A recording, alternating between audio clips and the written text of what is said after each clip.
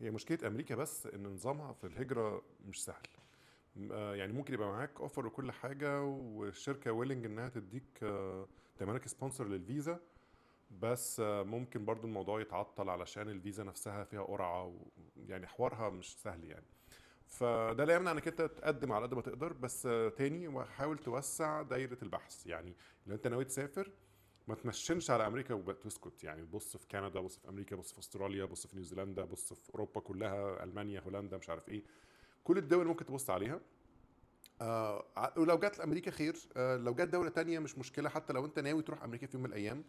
بالعكس هتبقى اسهل شويه لو انت جاي من دوله مختلفه، او حتى جاي من شركه ومثلا بتنقل من شركه من جوه الشركه مثلا رحت ليتس انك اشتغلت في امازون مثلا في اوروبا، وبعدين عايز تنقل من امازون اوروبا لامريكا. هتبقى اسهل شويه من لو بتنقل من مصر على طول يعني. فيعني بس هو يعني النصيحه انك انت ايه ما تعتمدش قوي على نظام امريكا في الهجره، لان هو مش مستقر وفي مشاكل كتير. فما توقفش حالك عليها، يعني قدم في كل اللي تقدر عليه.